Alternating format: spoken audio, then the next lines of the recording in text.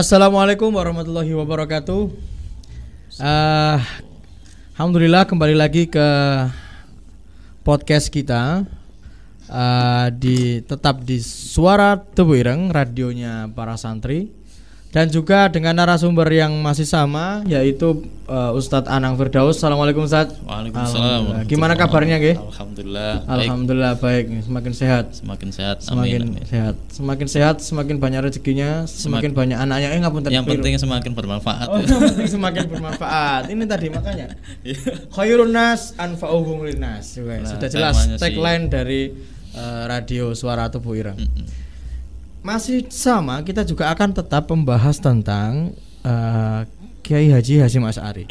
Hadratus Syekh kita ini, Hadratus Syekh tercinta kita ini benar-benar tidak habis-habisnya kita kupas, dan masih banyak lagi hal-hal yang perlu kita perbincangkan di sini. Kali ini kita akan bahas soal hubungan beliau dengan sahabat beliau yang bernama Kiai Fakih Mas Kumambang. Kalau dilihat dari namanya, Mas Kumambang pasti dari Gresik, ya, sebuah daerah di Gresik. Kemudian dita'alluqkan menjadi nama pesantren Mas Kumambang. Nah, Kiai Fakih ini pernah menjadi wakil Rois Akbar NU pada saat Kiai Hasyim menjabat sebagai Rois Akbar NU, tapi meninggal lebih dulu pada tahun 1937, sedangkan Kiai Hasyim 10 tahun berikutnya, 1947 baru meninggal.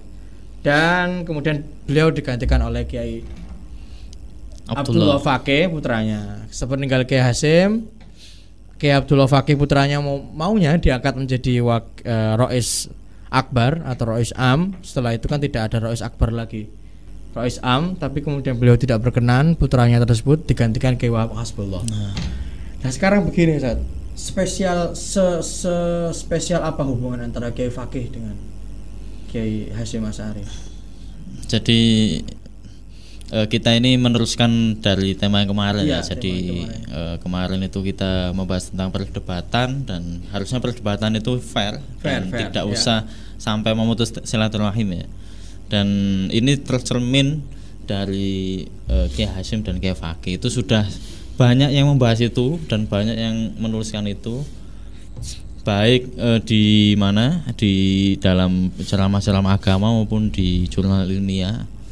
Dan ini menjadi salah satu cerita yang patut kita renungi, saya kira, bahwa Kiai Hasyim dan Kiai Fakih itu dekat sekali ya. Jadi studi di Mekah itu bareng, dan hingga akhirnya dekat, dan sama-sama alimnya, sama-sama saling mengakui kealiman, hingga pada akhirnya itu kemenakannya diambil menantu, yaitu Kiai Maksum Ali ya, menantu pertama kan, menantu tertua Tebu Ireng, yaitu Kiai Maksum Ali itu diambil menantu dari keluarga Kiai Fakih. Dan Kiai Maksum ini sebenarnya ke Tebu Ireng juga ini menurut saran dari Kiai Fakih ya, sehingga 3 bersaudara itu ke Tebu Ireng, ya Maksum Ali, ya Adilan Ali, dan ya Mahbub Ali. Dan tiga-tiganya ini berkiprah di Tebu Ireng ya akhirnya.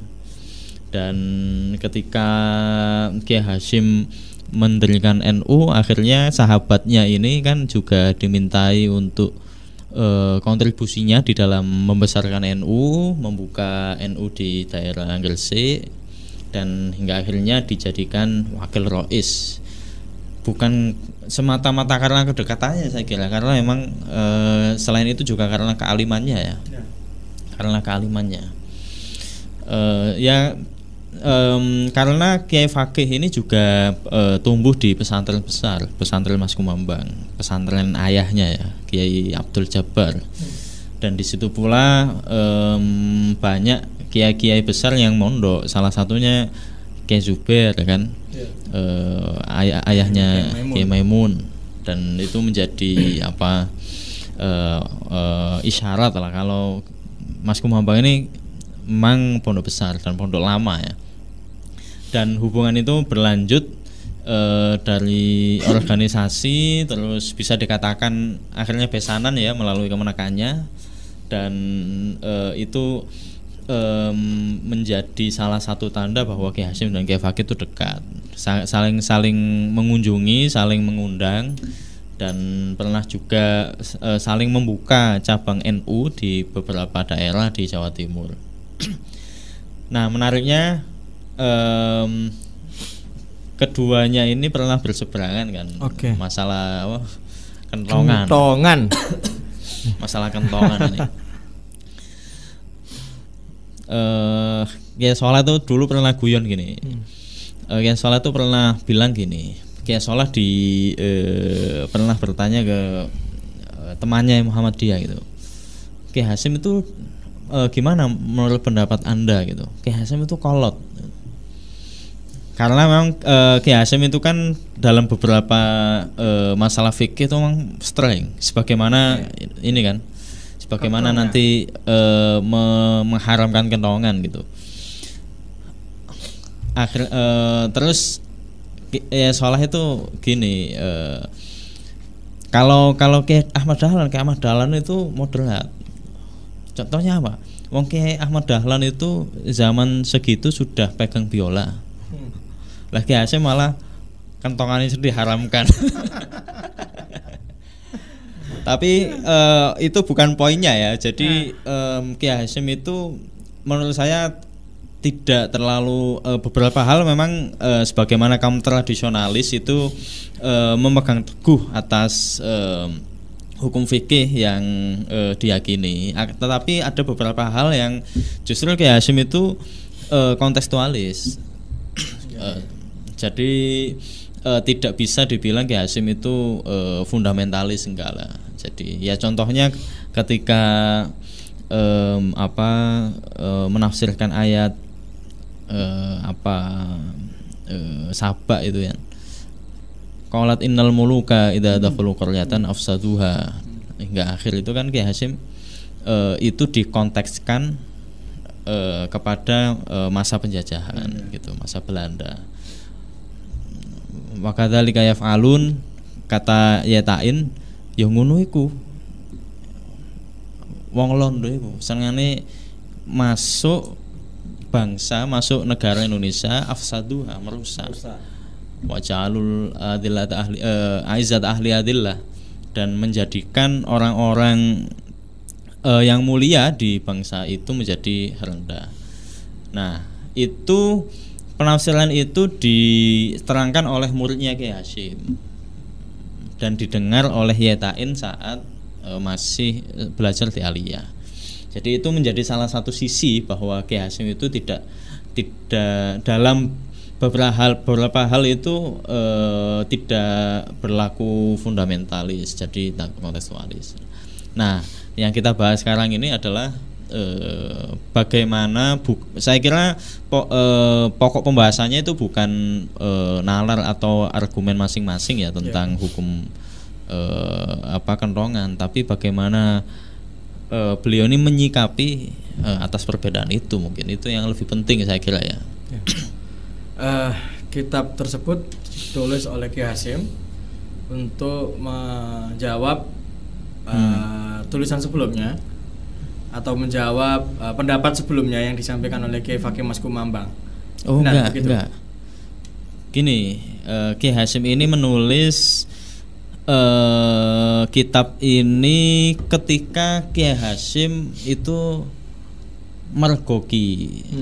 Jadi ceritanya itu Bunyai Masrurah, istrinya Kiai Hasyim itu sakit telinga. Terus diperiksa di salah satu rumah sakit di Jombang. Kalau di sini itu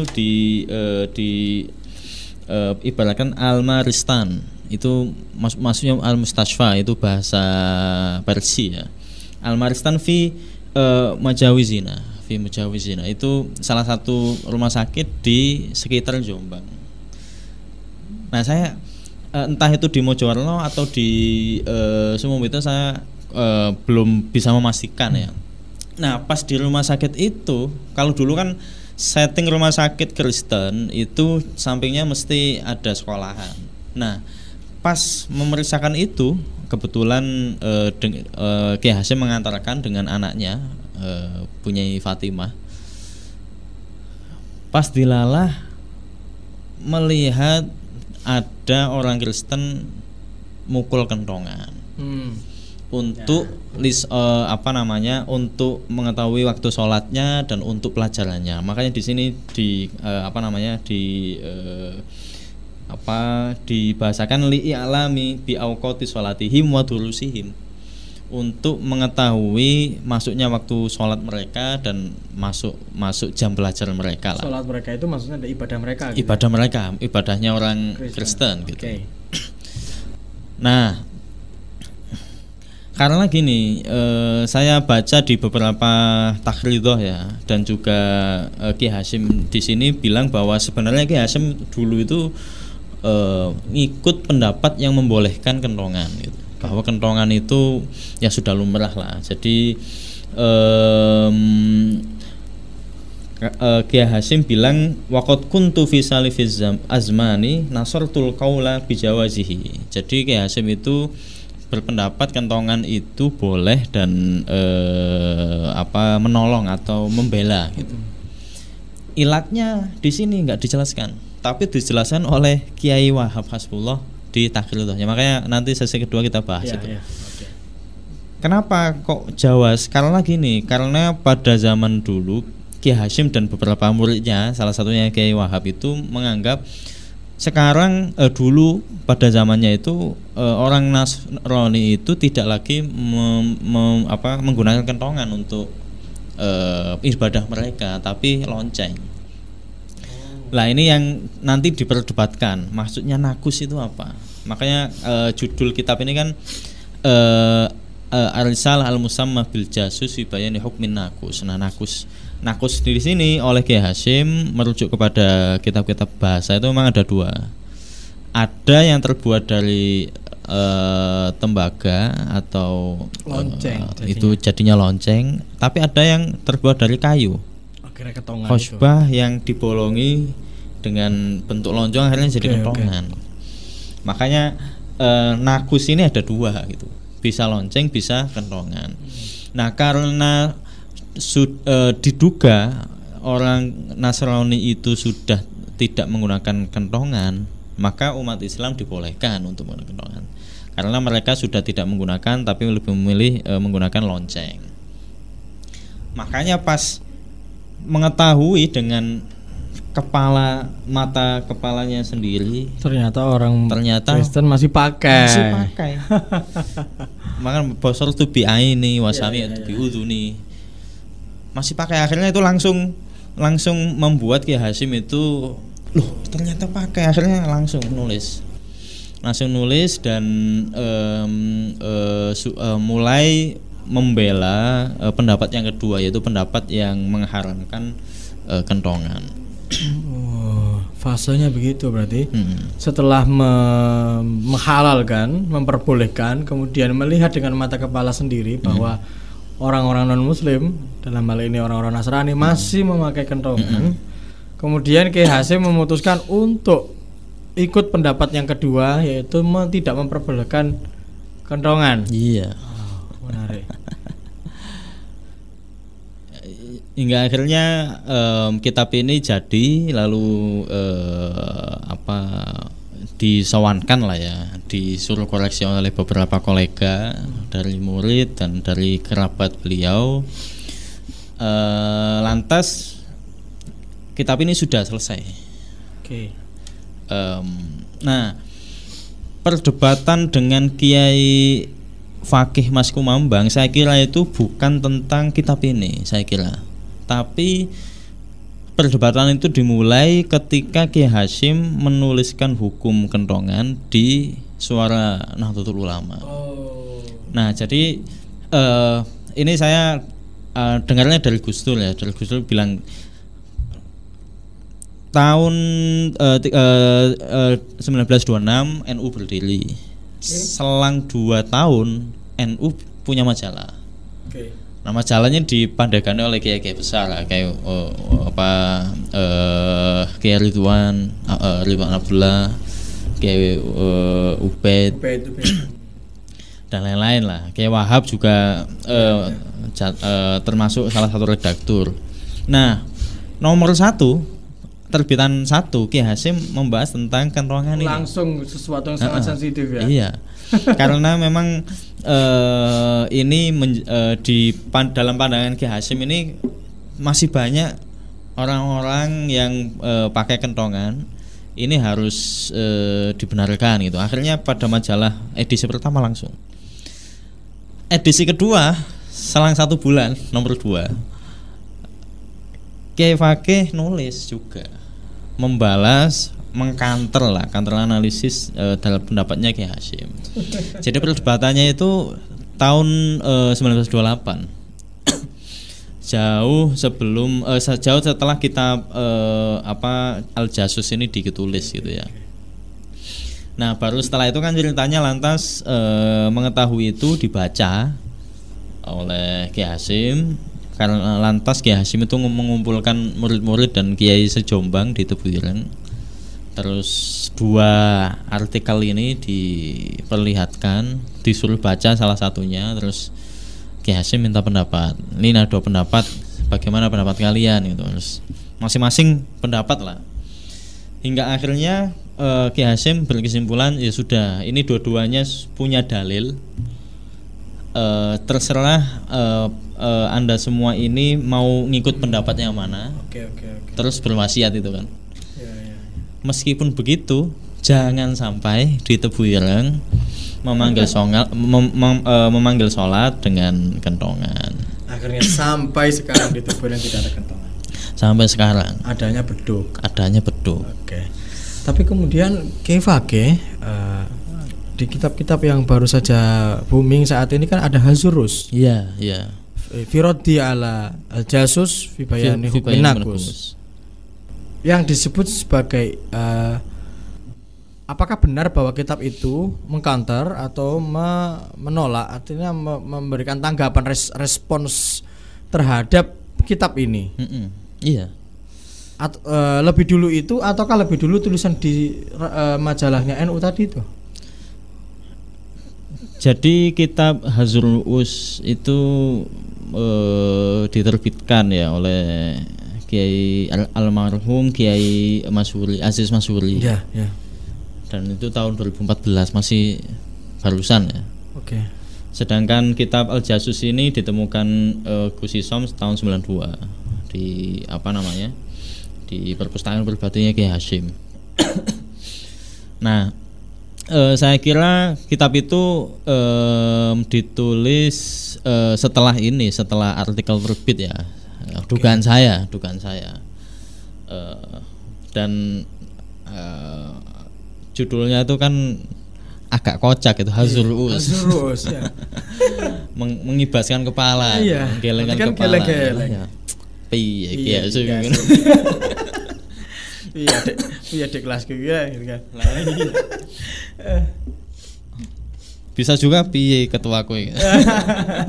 Tapi itu barangkali mungkin kemungkinan ditulis juga setelah Kiai Hasyim meninggal, ataukah sebelum Kiai Hasyim meninggal, kemungkinan besar. Saya nggak tahu itu. Jadi yang jelas, jadi perdebatan antara 2 kiai besar ini itu yang bisa terekam oleh zaman saat itu ya di artikel, bukan di kitab gitu. Bukan di kitab ya. Nah, kalau di kitab ini barusan saja.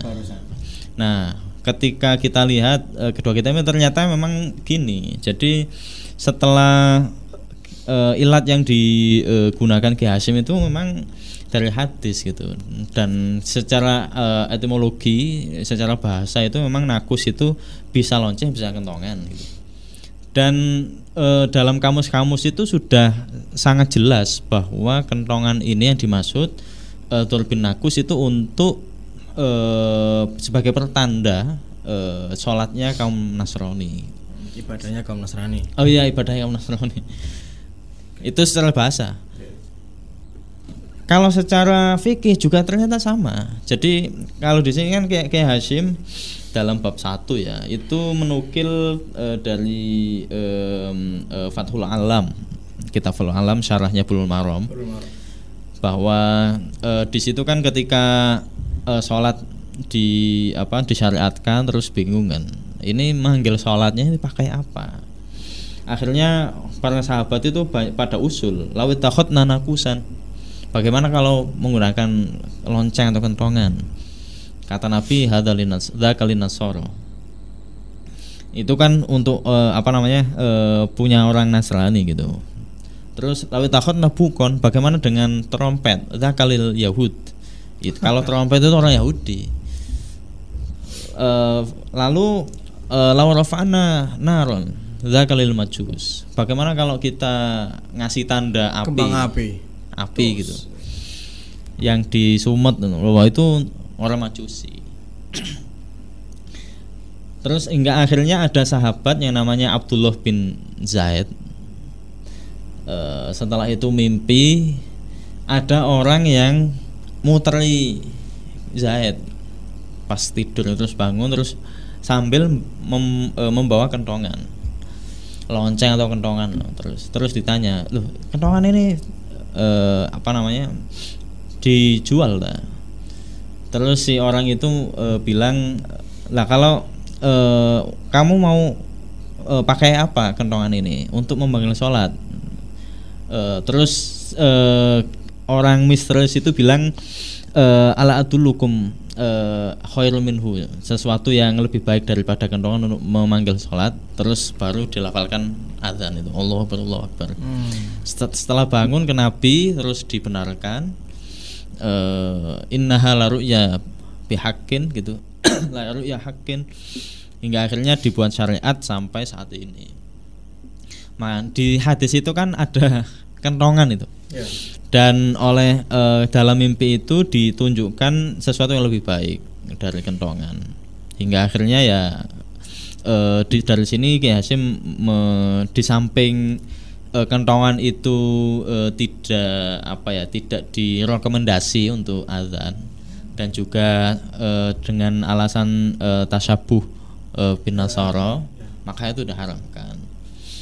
Tapi Kiai Fakih itu memandang beda gitu. Kalau Ki Hasyim menghalalkan beduk yang dinisbatkan atau dikiaskan kepada dufuf rebana. Tapi kalau Kiai Fakih ini loh, apa bedanya gitu?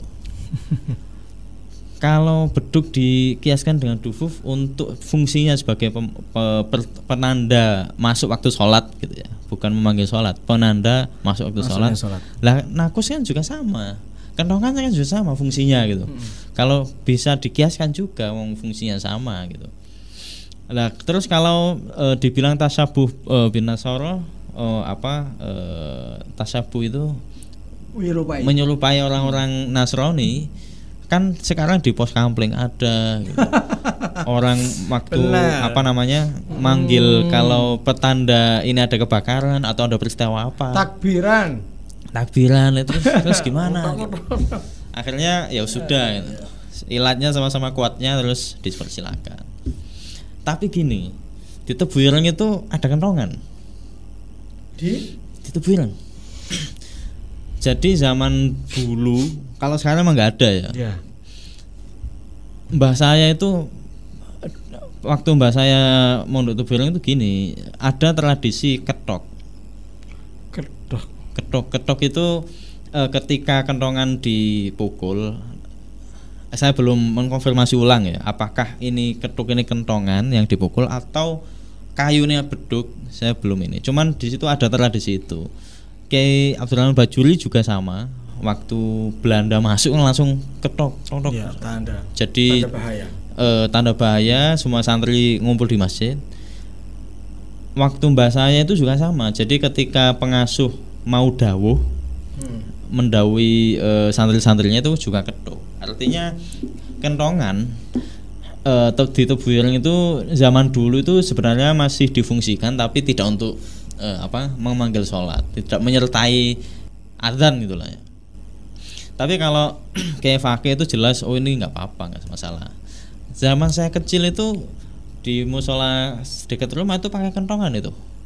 Padahal jarak antara musola itu dengan Tebu Ireng dekat sekali. Dan makanya ini padahal itu kan sangat kontras ya dengan apa yang dilakukan sama Kiai Fakih ya. Iya. Jadi waktu setelah perdebatan itu berlangsung, Kiai Hasyim diundang ke Mas Kumambang untuk acara Maulid menyampaikan mauidhah. Lah Kiai Fakih kan menginstruksikan ke santri-santrinya kan untuk yang menyembunyikan kentongan itu, menyembunyikan kentongan selama Kiai Hasyim ada di Mas Kumambang. Menarik ya. Nah itu salah satu bentuk apa ya, toleransi atau menghormati ya. Sebagaimana Kiai Syafi'i yang tidak kunut ya ketika ziarah kubur ke Kiai Imam Abu Hanifah. Nah ini yang harusnya dipetik lah dari sini gitu. Tapi ada cerita sebaliknya ketika Kiai Fakih Mas Kumambang ke sini, beduk disimpan. Apakah Kiai Fakih tidak setuju dengan beduk? Apakah cerita itu tambahan? Oh enggak. Jadi Kiai Fakih itu ya justru memperbolehkan. Wong kentongan aja diperbolehkan apalagi beduk ya. Karena itu ilatnya sama menurut Kiai Fakih itu ilatnya itu fungsi. Jadi fungsinya itu untuk pertanda karena belum ada mikrofon ya. Kalau sekarang berarti memang ada banyak cerita yang beredar di internet itu bahwasanya ketika Kiai Hasyim datang ke sana, kentongan diturunkan disembunyikan. Tapi sebenarnya ketika Kiai Fakih ke sini, beduk diturunkan. Berarti itu adalah cerita-cerita pemanis ya. Iya. Mungkin perlu hati-hati konfirmasi bahwa dipastikan bahwa cerita yang Kiai Fakih ke sini kemudian Kiai Hasyim menyembunyikan beduk itu tidak ada. Itu buatan karangan. Kita nggak tahu itu dari siapa yang pertama kali mengutarakan, karena pada faktanya Kiai Fakih tidak pernah mengatakan bahwa beduk itu haram. Oh enggak. Nah, gitu. Masih. Dan apa ya? Dari situ kan jelas bahwa Kiai Fakih itu dengan Kiai Hasyim boleh berbeda, tapi tidak tidak sampai merusak hubungan. Iya, masih tetap harmonis, masih tetap harmonis, masih tetap bersahabat, masih tetap bersaudara, masih tetap besanan. Ya iya. Gitu. Kalau sekarang kita kalau gak suka sama orang sampai keluarganya 7 turunan kita gak suka gitu. Jadi kan panutan-panutan kita, ulama-ulama kita, kiai-kiai kita, ketika berbeda pendapat dengan ya sesama kiai, dengan sahabat mereka, dengan bahkan teman mondok, teman waktu di pesantren dulu, berjuang di pesantren mencari ilmu, ketika berbeda pendapat ya biasa saja, tetap guyonan, tetap ngopi, tetap bertemu, berkumpul dan berorganisasi bareng. Iya. Kan gitu. Tuh teladan. Menariknya kalau tadi itu Kiai Fakih menurunkan kentongan gara-gara Kiai Hasyim. Ya. Nah, Kiai Hasyim juga tidak kalah gitu. Di kitabnya juga sama. Padahal ini persengketaan itu belum ada, cuman Kiai Hasyim itu sudah memprediksi nanti pendapat saya ini pasti akan ada yang merot. Pasti ada yang menolak. Iya, menolak. Makanya di kitab ini halaman 13 itu bilang hadza ma indi. Ini pendapat saya. Wala'alla inda ghairi ma huwa ahsan mimma indi itu. Bayangkan. Ini pendapat saya, tapi barangkali ada seseorang yang berpendapat lebih baik daripada saya. Iya. Nah, ini yang seperti perkataannya Imam Ghazali itu ya. Ana sokikun bal rubama hunaka asohkum minni ya gitu. Ada yang lebih bagus pendapatnya daripada pendapat lebih benar daripada pendapat saya. Kayak siapa? Imam Syafi'i juga sama. Imam Syafi'i juga begitu. Ra'yu shawab yahtamilul khata. Ya. Wa ra'yu ghairil khata yahtamilul. Kalau sekarang rasa benar kayak benar-benar banget semuanya salah gitu. Lain salah. Itu. Makanya problem beragama kita pada saat ini begitu. Makanya orang yang beragama itu harus pinter gitu. Semakin orang alim itu semakin dia akan dapat menghargai perbedaan, dapat menghargai pendapat orang yang berseberangan dengan filosofi padi. Semakin tinggi semakin bukan semakin tinggi semakin teriak bahwa dia paling benar dan sedangkan yang lainnya salah. Kan gitu. Oke, itu menarik sekali teman-teman. Dari sesi pertama ini kita membahas tentang banyak hal, terutama tentang bagaimana Kiai Hasyim ketika berbeda pendapat dengan orang lain. Dalam hal ini yang kita bahas adalah Kiai Fakih Mas Kumambang soal hukum kentongan. Seberapa keras beliau berdua ini bersilang pendapat, seberapa keras beliau berdua ini berdebat secara ilmiah, tidak mengurangi rasa persahabatan, pertemanan, persaudaraan, apalagi sampai menimbulkan kebencian. Sangat luar biasa sekali. Iya.